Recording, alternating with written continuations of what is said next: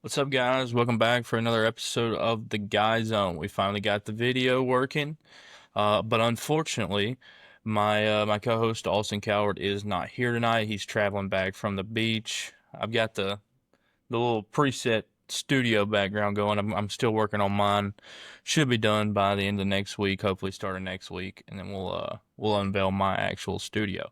But yeah, Calvert is headed back from the beach, so I'm gonna run tonight solo, giving you guys my reactions from the draft, my takes, my favorite picks of the draft, where I feel like teams excelled, and where I think some of them found a lot of value in the draft as well.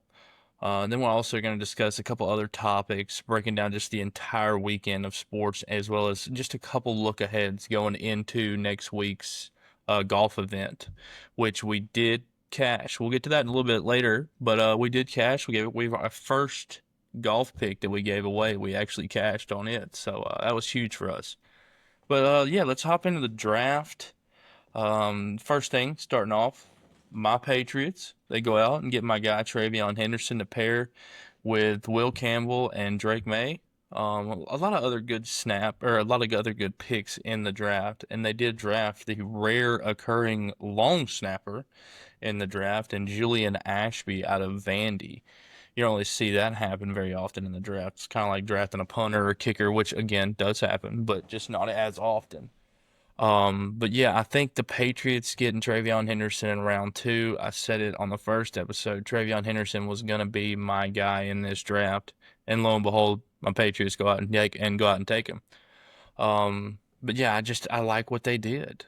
They uh they got Will Campbell to solidify that left tackle spot or right tackle. I know he kind of moves around, but I think they're gonna play him at left tackle. Then they go get Travion Henderson. That can do nothing but help a guy like Drake May. He's definitely going to benefit from them going and getting an every down back. I say every down. He'll probably start in a third down role with Ramondre Stevenson still being there. Um, but I think he's explosive. I think he brings a lot to the table. Um, let's see here. What other teams we've got that we're going to break down?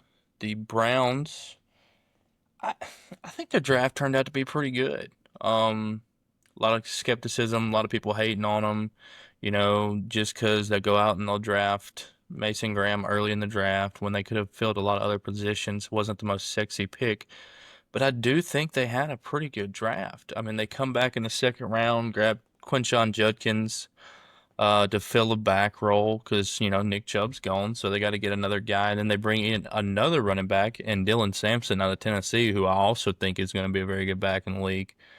So those two guys, I mean, you got Judkins was kind of the power back, the third and whatever yardage you needed, or goal line back, which I mean, he did a lot more than just that, but he was the go get the hard yards back, and Travion Henderson was just kind of the big play guy. But Dylan Sampson, man, he did it all at Tennessee last year. He was a monster. Then they also scoop up Dylan Gabriel, who I mean, I think he's a good quarterback. It's just kind of hard to see and project what he'll be at the pro level. Then they got Shadur Sanders as well. Finally, we were all waiting to see where he was going. But that quarterback room it's going to be interesting. They went out and they signed Kenny Pickett. They signed Joe Flacco, brought him back, who plays really well in Stefanski's system. Then you got Deshaun Watson, which he's not playing this year. He tore his Achilles again. Then you got Dylan Gabriel and Shadur Sanders. I mean, that's a very crowded quarterback room. I don't think they all make the team, which I mean, I take that back. I know they won't all make the team. So I think it'll be pretty interesting to see how that QB room plays out. They also got the Harold Fannin Jr., the tight end out of Bowling Green, who was electric all year, played really well. I want to say he actually broke some records, or I know he was close to breaking some records.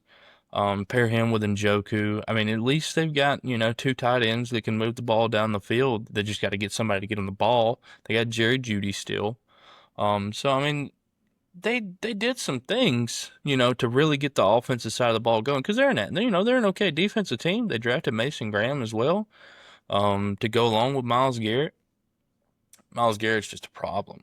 So I mean, if that guy's on your defense, you know, how far can't you go? as far as the defense is, because he's just a different animal. Then another team I thought had a pretty good draft. I thought the Cowboys did pretty good.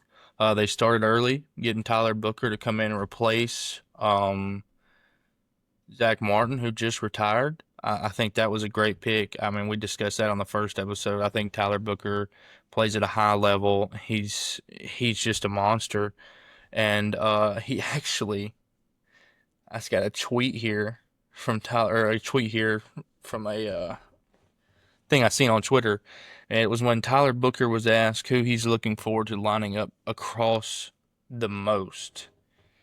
And his response was Jalen Carter. He can't wait to bully that crybaby bitch. And that's lovely.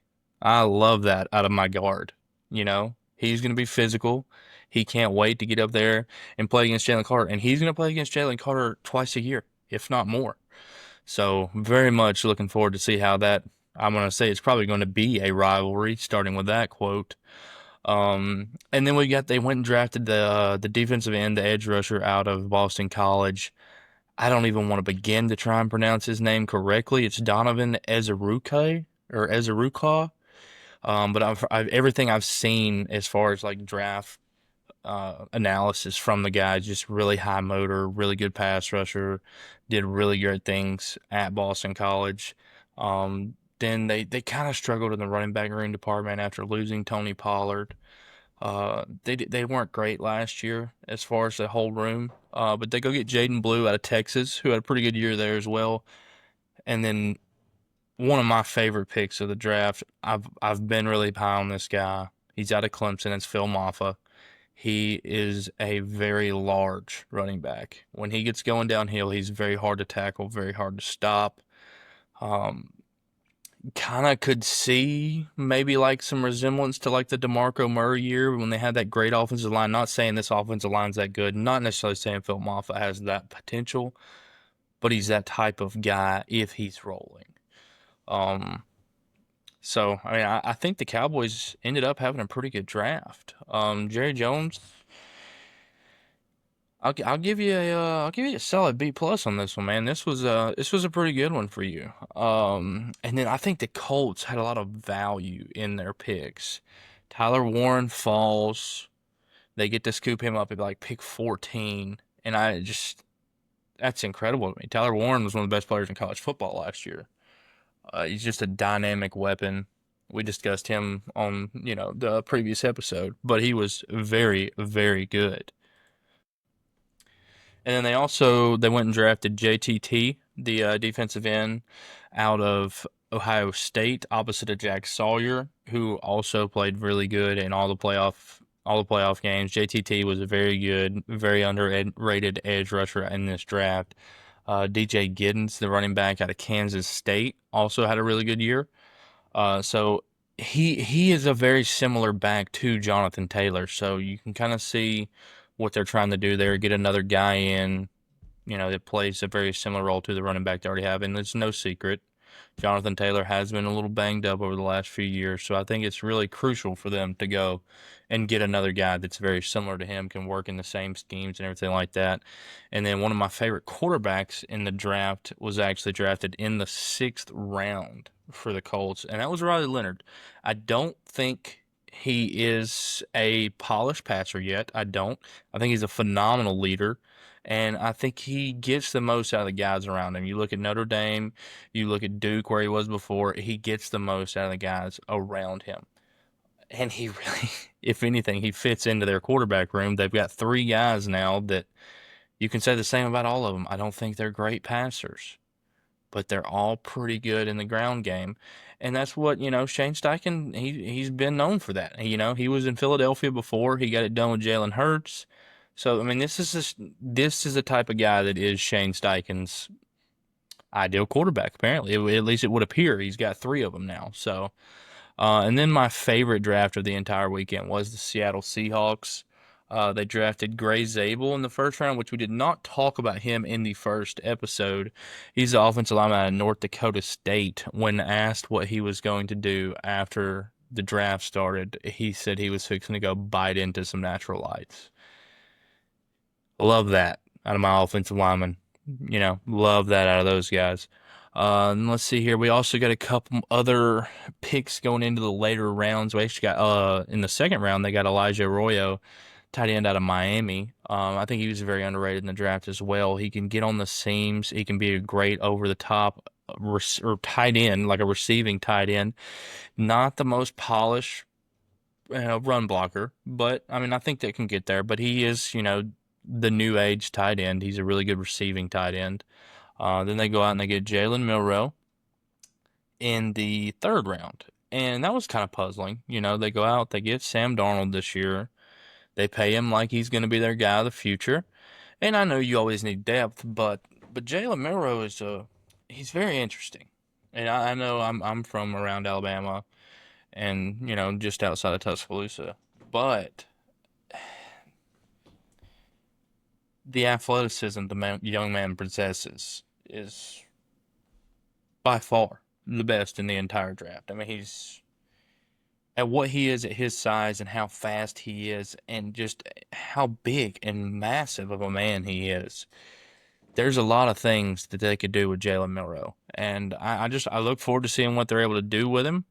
I like the picks. They also got another Alabama guy, the Robbie Oots, tight end, in the fifth round, which they haven't really had a great tight end there. So getting him and Oreo, I think those are great things. They really hadn't had one since Jimmy Graham, honestly.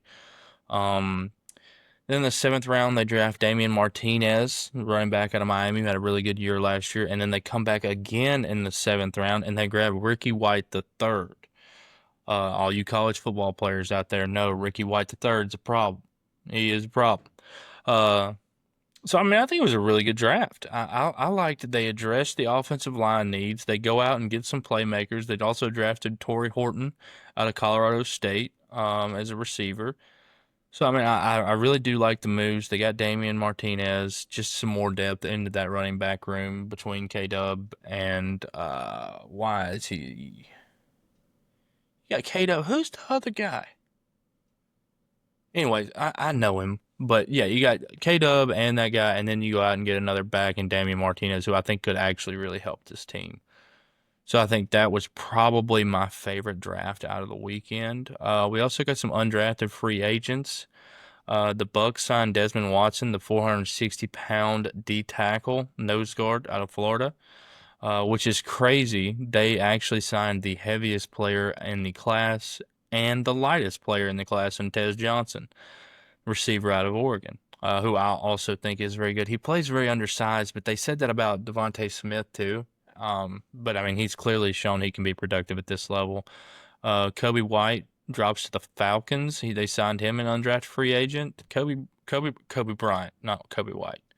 Uh, Kobe Bryant out of Kansas. He's a pretty good DB, but I guess he got a little banged up last year. Fell in the draft. Never got drafted and went to some undrafted free agent. But I think he can help the Falcons secondary in some way. Possibly slide in on some nickel packages or something like that. Let's see here. Who else we got? We got DJU.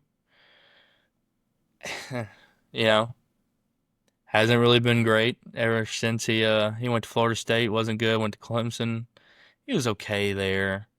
Transferred over to Oregon State in between, and he actually played pretty good at Oregon State, but not very good at Florida State. So I mean, this Chargers signed him. Interested to see how that'll play out. I mean, I'm sure he'll be a backup role behind Herbie, but and then my favorite undrafted free agent signee so far would be Xavier Restrepo. The Titans grab him, bring him back in, surround Cam Ward with somebody he's used to.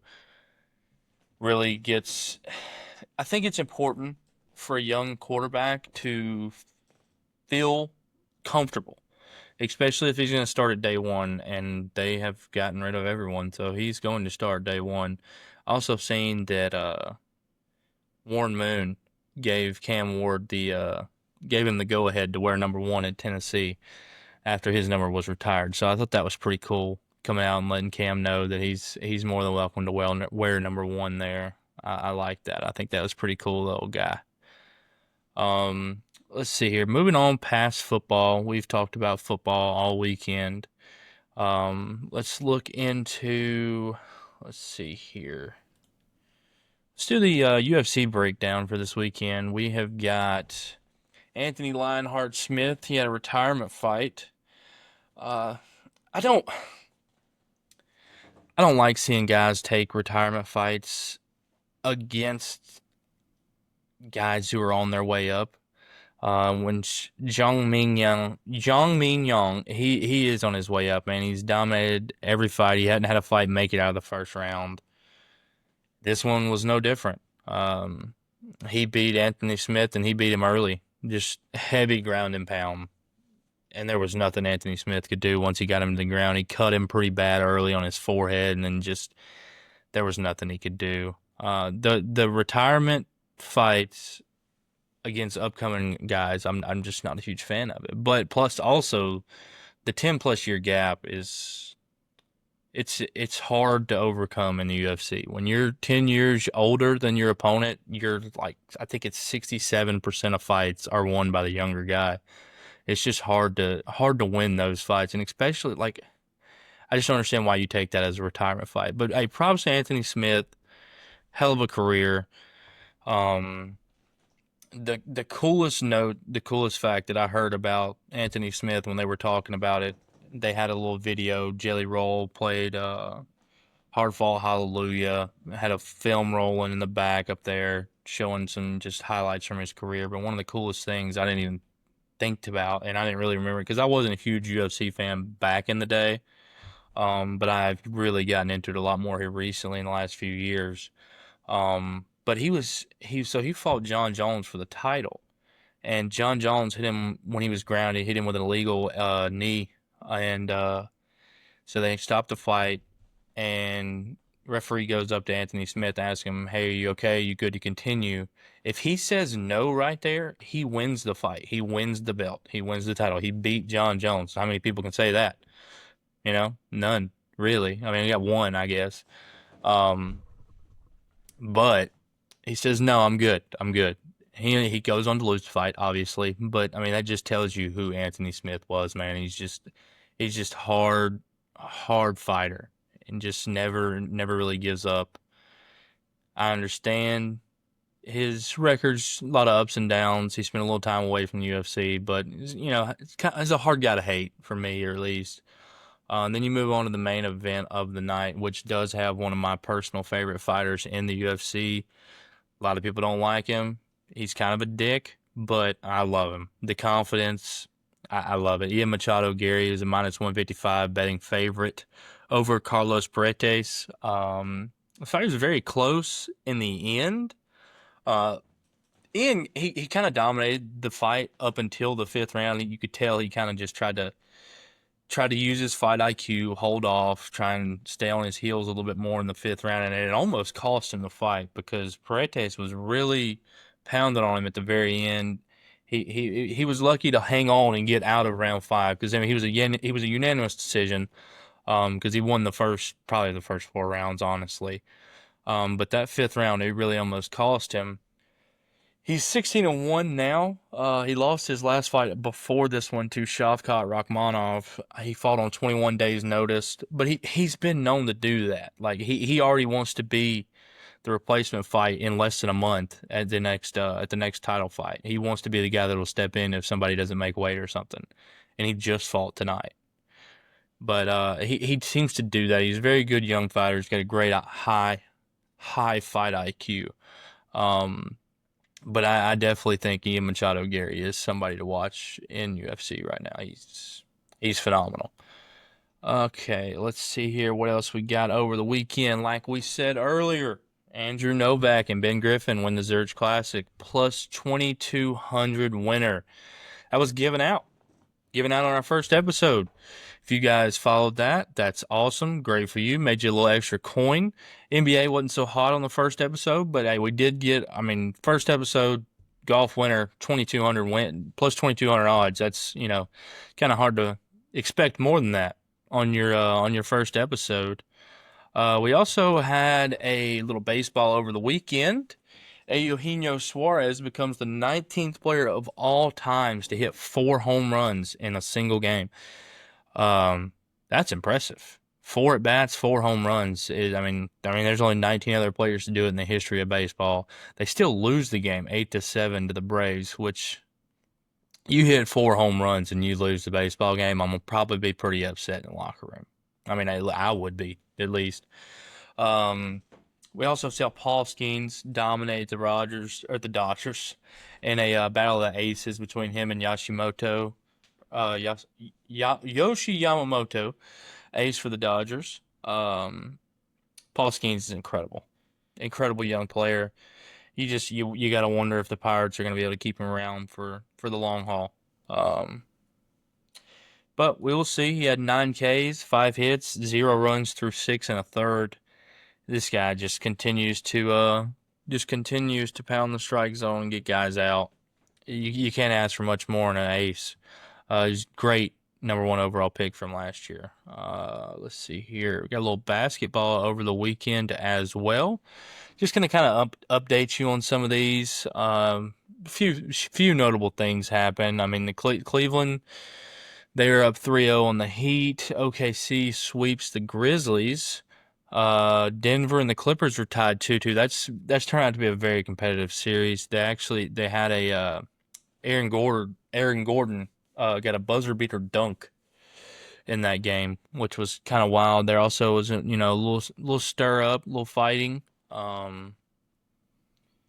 It's proven to be a very competitive series. If there's one series that you're gonna want to watch in the playoffs right now, it's definitely that one, or possibly this one. Golden State's up 2-1 on the Rockets right now. Jimmy Butler's injury does concern me, though. I think the Rockets have a legitimate chance to come back and win this series. The Knicks are up 3-1 on the Pistons. T-Wolves up 3-1 on the Lakers.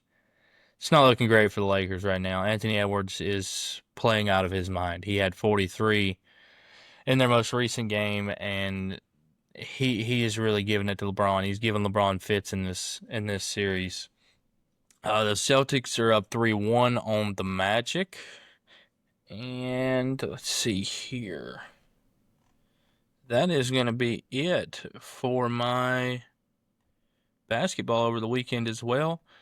I do have a couple bets that I'm going to send out to you guys. This is for tomorrow, which will be today whenever I post the episode. I got the Cavs minus 8.5 tomorrow. That's one of those lines, man. I've looked at this one. I'm gonna be honest with you, I don't like it, and that's why I think it's a good one. I just don't like it, and I think those, you know how it is when you're gambling and you hate something, it's gonna win. So, Cavs minus 8.5.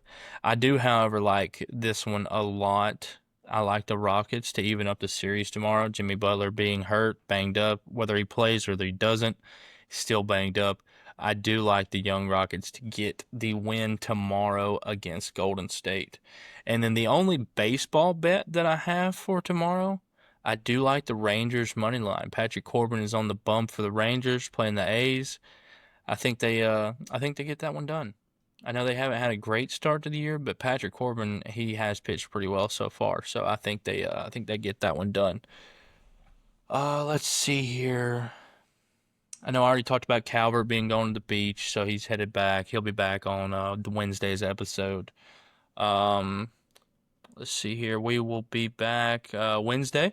I will do my golf picks. If there's ever a time to listen, apparently it's for my golf bets because we are 1-0 on this show. Well, I guess you could say 2 losses, but I mean, you get one winner in a golf tournament on the weekend, yes, and you're 1-0. We got the CJ Cup. Scoot Scheffler is playing this weekend, world #1. He is also playing with Sungjae M, Tom Kim, Sam Burns, and Ben On. Those are some of the notable names for this weekend's tournament. And I'm going to do a little diving into that and see what I think is going to happen in that one. I do like, early on, I like Sam Burns a little bit. I don't know why. I just like it. I've got to really look into it, see how he's played. I will get back on here and I'll see if I can't get you guys another winner this weekend for the golf tournament. Calvert will be back Wednesday. And I do believe I am fixing to go watch a little The Last of Us. For those of you who do not watch The Last of Us, I cannot recommend it anymore. It is a phenomenal TV show. Shouldn't have done my boy Joel like that. But I'm gonna go watch this week's episode, and y'all have a good night. We'll see y'all next time.